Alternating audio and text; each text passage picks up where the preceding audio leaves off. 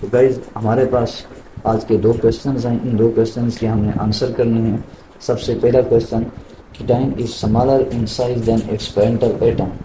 इसका मतलब ये है कि ये जो सोडियम होता है, सोडियम, इसका साइज हमेशा ज़्यादा होगा सोडियम के ऊपर जब प्लस वाला चार्ज बन जाएगा। या फिर जो मैग्नीशियम होता है Mg, इसका साइज हमेशा ज़्यादा होगा Mg के ऊपर जब दो वाले ये प्लस वाले चार्ज जो बन जाएंगे इनसे। ऐसा क्यों होता है? इसके पीछे तीन मेन रीजंस हैं जिनको हमने लिखा हुआ है। सबसे पहले reason, number of the valence shell decreases, कि आपकी जो आखिरी शेल होती है जब उससे इलेक्ट्रॉन एलिमिनेट हो जाता है तो वो वाली शेल आपकी डिक्रीज हो जाती है।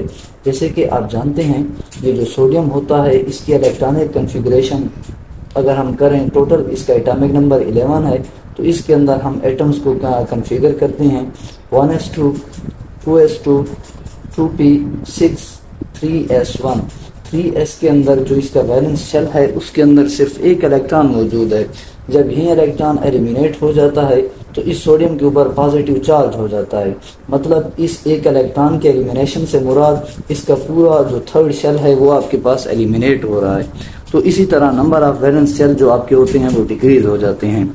रिमूवल ऑफ इलेक्ट्रॉन, हमने यहाँ से इस इलेक्ट्रॉन को निकाल दिया तो रिमूवल ऑफ इलेक्ट्रॉन हो गया है। और इसी की वजह से इफेक्टिव न्यूक्लियर चार्ज जो होता है, मतलब कि जो आपका न्यूक्लियस है इसके अंदर जितना भी पॉजिटिव चार्ज है, एज वी नो दैट कि किसी भी एटम के अंदर प्रोटॉन और इलेक्ट्रॉन्स की जो तादाद होती है वो बिल्कुल इक्वल होती है, उसके अंदर कोई भी चेंजिंग नहीं होती। तो इफेक्टिव न्यूक्लियर चार्ज से मुराद ये होता है कि शील्डिंग इफेक्ट की वजह से जब चार्ज के अंदर डिक्रीज आ जाए, तो यहाँ पर शील्डिंग इफेक्ट आपका डिक्रीज हो रहा है। क्यों? क्योंकि उसका वैलेंस शेल आपके पास जा रहा है पूरे का पूरा, तो शील्डिंग इफेक्ट डिक्रीज होगा। अगर शील्डिंग इफेक्ट डिक्रीज होगा तो इफेक्टिव न्यूक्लियर चार्ज इंक्रीज होगा, और जब इफेक्टिव न्यूक्लियर चार्ज इंक्रीज होगा तो न्यूक्लियस जो है इसकी जो स्ट्रेंथ होगी ये राइजेज होगी, इंक्रीज हो जाएगी। फिर हमारे पास दूसरा क्वेश्चन है कि इनाइन जो होता है इसका साइज लार्जर होता है इसके अपने पेरेंटल एटम से। इस बात का मतलब ये है कि अगर आप क्लोरीन को उठाएं या फिर आप ऑक्सीजन को उठाएं तो सिंपल क्लोरीन जो होता है ये क्लोरीन -1 में जाएगा और इसका ये इनाइन बनेगा, और ऑक्सीजन O-2 के अंदर जाएगा। तो ये बात कह रहा है कि क्लोरीन Cl की फॉर्म के अंदर इसका साइज कम होगा क्लोरीन अगर Cl-1 की फॉर्म में होगा। या फिर कह रहा है कि ऑक्सीजन जो होती है इसका साइज अपने इनाइन की फॉर्म के अंदर आइन की फॉर्म में -2 में बड़ा होता है।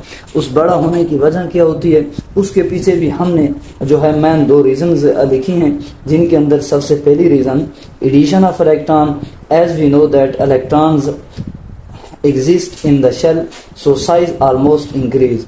जैसे ही हम जानते हैं कि इसके अंदर एडिशन ऑफ इलेक्ट्रॉन हो रही है, -1 चार्ज इंक्रीज हो रहा है, तो इलेक्ट्रॉन्स आपके वैलेंस शेल के अंदर या फिर किसी भी शेल के अंदर जो होते हैं ऐड होते हैं, तो इसीलिए उसका जो साइज होगा वो इंक्रीज हो जाएगा। और जैसे ही आपका नेगेटिव चार्ज इंक्रीज होगा तो इफेक्टिव न्यूक्लियर चार्ज आपका डिक्रीज होगा। So we can say that hold of the nucleus is going to decrease.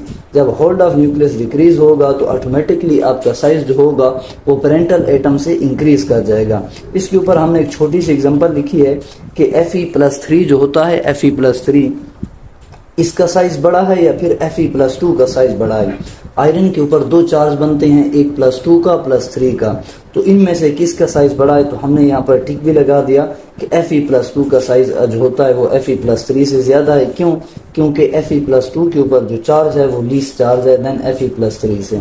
तो गाइस ये हमारे पास दो क्वेश्चंस हैं आयनिक रेडियाई के अंदर के आयनिक रेडियाई जो होती है उसके एटॉमिक रेडियाई से किस तरह डिफरेंस आयनिक रेडियाई के अंदर आता है।